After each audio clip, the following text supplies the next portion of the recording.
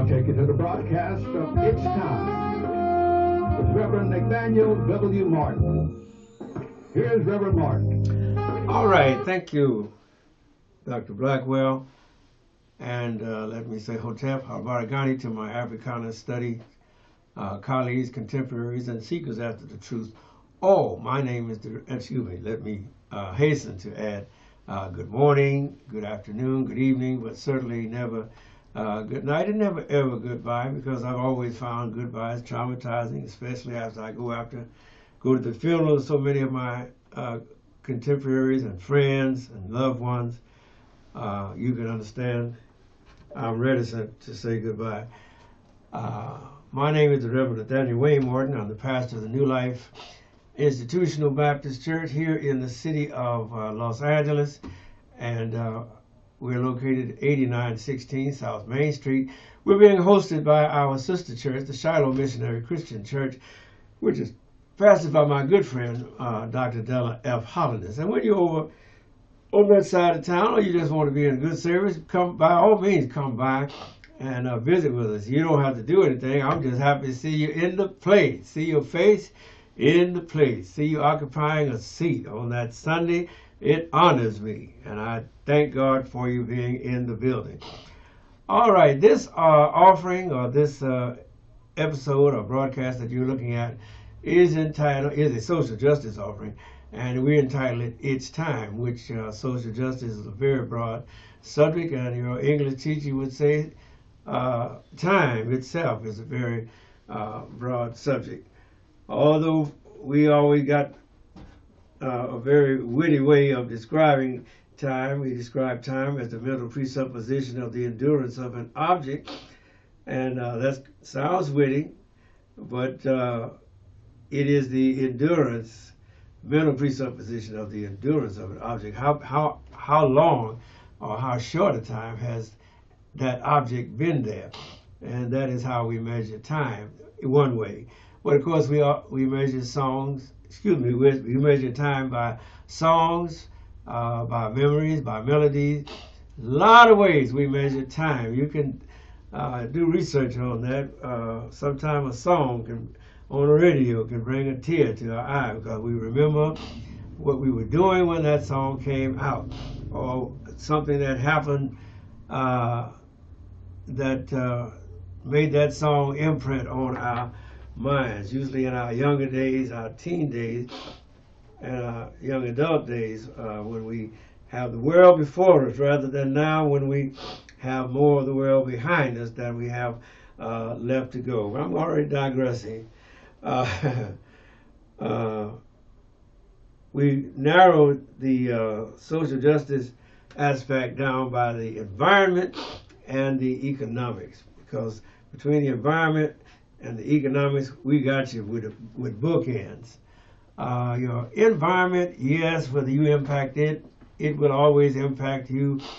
As a retired medical director in Louisville, Kentucky said, your zip code can determine the length of your life. And that's bad. When the distance you are from a hospital by zip code affects whether you're going to live or not, or what your health will be going forward. Because the longer, if you have a trauma, and the longer that the personnel or a private person takes to get you to medical attention, the more impact that length of time is going to have on your quality of life going forward. That's why Dr. Adewale says your zip code determines your lifespan. And that's just on your zip code. That's the geographical. And then what is in the atmosphere where you're forced to live. Most of us are forced to live where we can afford to live. And that's usually the less desirable localities, but they have an impact on your health notwithstanding. Little sister Breonna Taylor found that out the hard way. A judge that she didn't know signed a search warrant for the police to come in her home with no knock.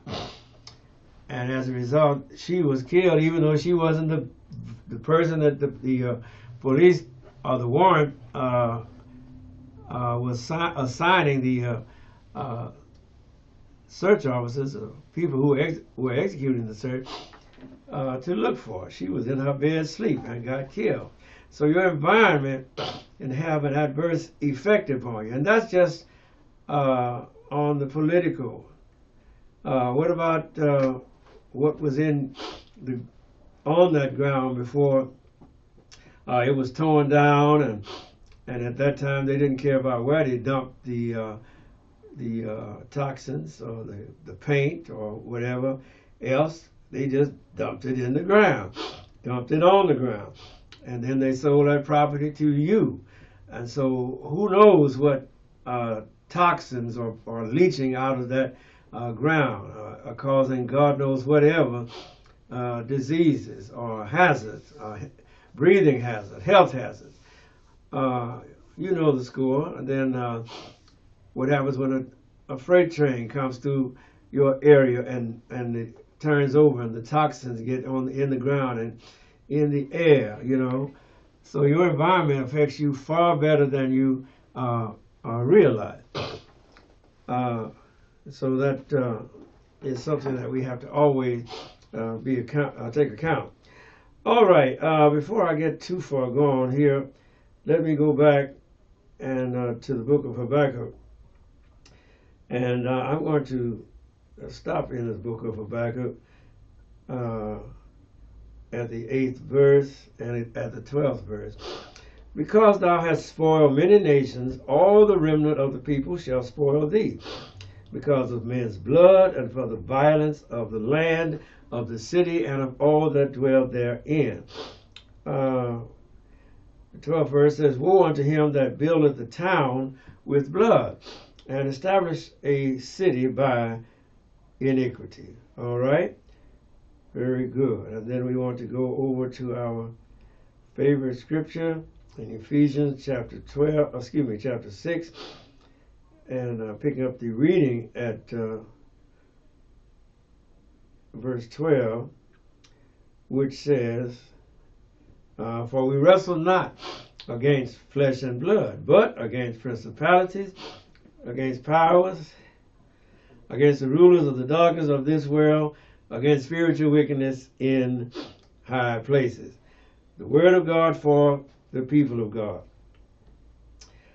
All right, where shall we begin, my sisters and my brothers? We all need a pep talk today. We all feel discouragement. We feel dismay. We feel depressed after a big election, hard-fought election. I imagine Kamala Harris is feeling very depressed. And so, but take heart, because we have not, most of our sojourn here has been not under favorable presidents. We very seldom had a favorable president like we had under John Fitzgerald Kennedy, and then under his vice president, Lyndon Baines Johnson, and the like. And we very seldom had a favorable president. We had a good president as far as that goes in Jimmy Carter, and as far as that goes under Barack Obama. But we've had very few presidents that catered or felt anything about us under the days of the latter day civil rights movement with Dr. King, and his name slips me now. Don't get old. You're going to lose a lot of people. John Lewis, I was trying to think of his name. And other people like that, you know, they didn't go into the president's office to kiss him on the cheek or fawn over him, over his greatness. No, they went to get things for their people. Quite different from a Kanye West, who fawned over President Trump in his first administration. No, we had to go into against white folks that didn't like us. Woodrow Wilson was a very racist man, and yet A. Philip Randolph and those guys went in. William Monroe Trotter, more exactly, went in and confronted Woodrow Wilson. He also Woodrow Wilson got so mad at William Monroe Trotter that he told the folks to put him out. Don't let him back in there no more. You know, but they were pushy because they had to be pushy. Even under this great white president that they called Ronald Reagan, which I saw nothing great about him, he was steadfastly against a holiday, a national holiday for Martin Luther King Jr. And I remember when the little newsreel of the little black girls and kids swarming around Reagan. You know, he liked to be uncle to everybody. And they asked him, was he going to make Martin Luther King's Day a national holiday? And he told them no. I said, you have too many national holidays already. Well, the folks wasn't buying that, you know, not the folks that owned, that were the mothers and the fathers of those children. And with Stevie Wonder's help and a lot of other people's help, Harry Belafonte's help, although he's going on to glory now. But look at Martin Luther King's widow, the late Coretta Scott King. She didn't get discouraged or felt defeated or nothing else. They kept after that. I think it took 10 years, but it was signed under Ronald Reagan. Ronald Reagan signed a bill he did not want to sign because of the people.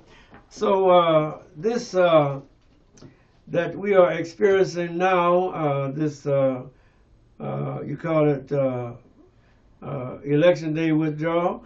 Get over it. We got to fight. We got a lot to fight about, and a lot to fight for. And like I said, very few of those presidents of these United States. I think Donald Trump will make the 40s. This iteration of Donald Trump will make the 47th. Would to God that we could have had that 47th president be Kamala Harris, even though I knew we were going to have trouble with her because of her stand that she took as by virtue of her being the vice president, first female black vice president ever of these United States of America. And so it's easy to get discouraged, it's easy to get the blues, it's easy to get depressed, but you got to snap out of that because we have a war to fight right here. You got to make Donald Trump do what is needed to be done for the people. The only president, to my knowledge, that we didn't hold their feet to the fire was the Barack Obama. And so now that we are back on solid ground, we got some good things out of Joe Biden. Remember, we got 2 stimulus checks out of Joe Biden following the COVID, and he was doing his best to get forgiveness for those student loans. And when the Congress blocked him, he went around another way to try to get it set up. And I think the Supreme Court blocked that. But that's because they got 6 conservatives on the Supreme Court. And so good luck getting anything accomplished with this type of a Supreme Court. But we have always had a Supreme Court that was against us. For much of the history of this country, since they had a Supreme Court, the Supreme Court was always on the side of the slaveholder. Or else the people on the Supreme Court were slaveholders. So it hasn't been easy for us here at any time. So please don't shed those crocodile tears and don't get no snot over my shoulder. Wipe your eyes and get ready to fight because that's what we have to do. We have to fight. What is that song? We are soldiers in the army. We have to fight, although we have to cry. We got to hold up The bloodstained banner, we got to hold it up until we die, if necessary. Dr. King, he died. Thousands of lesser-known, unnamed persons died trying to register to vote, trying to go down to the city hall to vote. Once the white folk found out you was going to vote, if you had a job, you got fired off of that job. Of course, I'm jumping back between the early 19th century and now, and before too. But it haven't been no easy road. There's been a lot of blood been shed for the martyrs of the civil rights movement. More died. More got killed. More lost their jobs, lost their livelihood. Because if you're on a white man's farm back south, you went down there and registered to vote, you're going to get fired. You're going to get off that land that day, get out the house and everything. And so this have been no easy road. The people behind you were not no marshmallows, so don't you be no marshmallow. Get yourself together. Cry if you must, but get ready for a fight because we must carry on. Now I done talked myself out of what I was going to say. We did get 2 black women senators, one from Delaware and another from Maryland.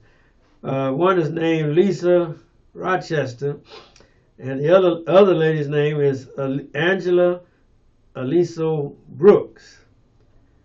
All right, Miss Lisa Blunt Rochester is from Delaware, and Miss Angela Aliso Brooks is from Maryland. So you got 2 black senators, 2 black senators. Carol Mosley Braun, I'm missing one. Carol Mosley Braun, Kamala Harris, and there's another one that were pioneers. Shirley Chisholm, her distinction was she ran for president, but she was just in the Congress, in the House of Representatives. But these women, black women, have also actually been elected. Tight election. Delaware is Joe Biden's hometown. And I think in the future we're going to have to give a whole lot of credit to Joe Biden because he got Ketanji Brown Jackson on the Supreme Court. Although she looks so wasted now when you see what she's fighting against, that 6 block conservative wing that includes Amy Coney Barrett, Clarence Thomas, Samuel Alito, and others. The beer drinking one, Kavanaugh, the ones that we don't know what he does, Neil Gorsuch, and I'm missing probably 2, but that's all right. You get the picture. They overthrew Roe v. Wade, and they came back and overthrew affirmative action. So you know where that 6 majority conservative wing is at. Now let's go talk about the election. Let's see. One final note on that senator business. There have been over 2,000 senators elected to the Senate, and most all of them have been white men. Very few white women, and no black women. Put it that way. All right, take that, put that in your pipe and smoke it. So you're making history, but you don't realize you're making history. Now to the election. All right, there were over 14 million people that did not vote in 2024 that voted in 2020. How does that translate? Kamala Harris lost the election by 14 million fewer people that came out to vote in this election than voted in Joe Biden's election. All right. Let's see. White women white women delivered for Trump. Georgia, over 69% of the white women went for Trump. 69% of white women went for Donald Trump. 48 out of 50 states went for Donald Trump. When you looked at that map, all you could see was blood. very little blue, just a lot of blood. I thought I was having a hallucination. The whole country, from Florida up to Washington, over down to Georgia, all of those people, and don't forget about Texas, went for Donald Trump, you know. And before Roland Martin was trying to paint a rosy picture, you couldn't paint no rosy picture on election night, on November 5th. Before I went to bed at midnight, Kamala Harris had lost. I think Trump had 267, and she only had 168. So I knew before I went to bed that when I woke up in the morning, Donald Trump was going to be president. Now let's try to do some critiquing here. Again, white women in North Carolina overwhelmingly voted for Donald Trump. Dr. Rashad Ritchie says experiences, exposures, and environment equal black. That's what, societal norms decided to place such emphasis on color that it created a behavioral matrix. All right. Now, Kamala Harris did win in her home state of California. She won by 63%. The last time I looked, she was ahead by 1,807,292 votes in the state of California. Also, Maxine Waters won, thankfully. She won. Now, let's get the analysis of Dr. William Barber. He's in Carolina. All right. He starts out by saying America has often chosen wrong and has had to pay for it later. This week, 72 million people chose to return Donald Trump to the White House.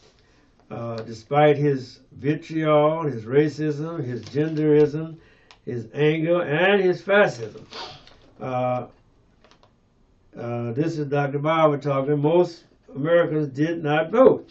Trump got 2 million less votes this year than he got in 2020. Remember, 4 years ago, Trump lost by 75 million votes. Biden won by 81 million last year. All right, but now this is this year, and what are we dealing with? The facts.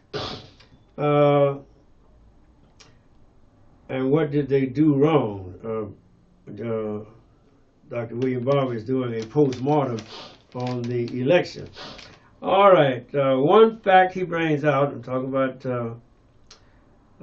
Dr. Barber, says when Biden-Harris spoke in 2020 about the living wage and voting rights up front, they got 56% of votes of those that make less than $50,000 a year for a family of four.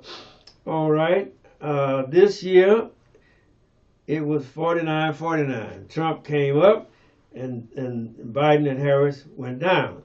Why? Because Dems, well, the question as asked by Dr. Barber, did the Dems adequately focus on the pivotal group that that held the key to the largest voting bloc in the South? Did they throw that voting bloc away because they were having all of these upper crust people, Beyonce and Taylor Swift and Usher and all these others? Well, see, I can't go buy a ticket to see Beyonce or Usher. They wouldn't even want me in the house because I'm too poor. I represent people that they feel themselves that they are aloof or above. And sure, if you buy some merchandise, they,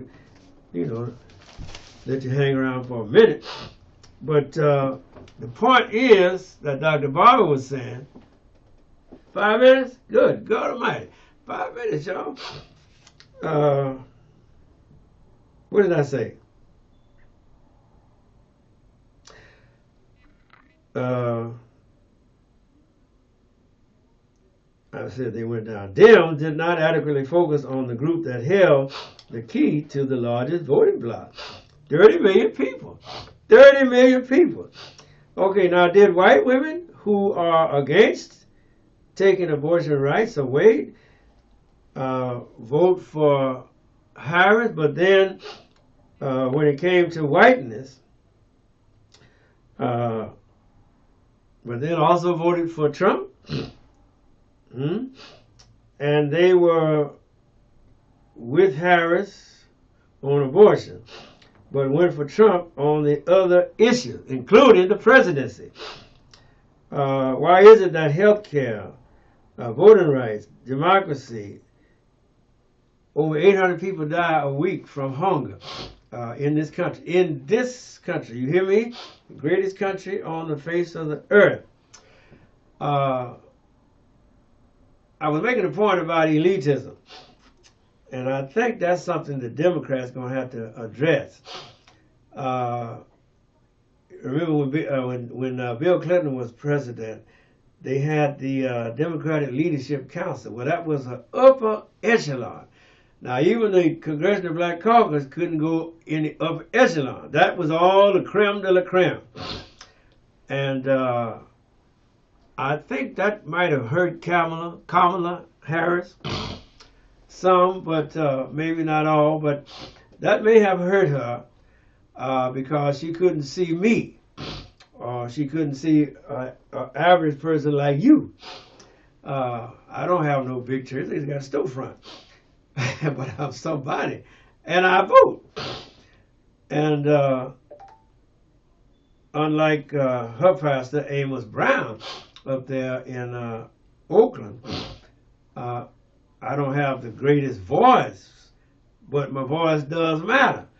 And I wonder if all of that prancing across the country with these celebrities may not have actually backfired, because she couldn't talk to the real people, the actual voting people, or not the Taylor Swifts, or the Beyonce Knowles, or the Ushers, or even the Snoop Dogg.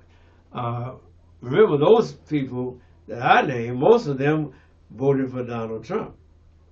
They didn't vote because Donald Trump gives them a bigger tax break than they could get under Joe Biden.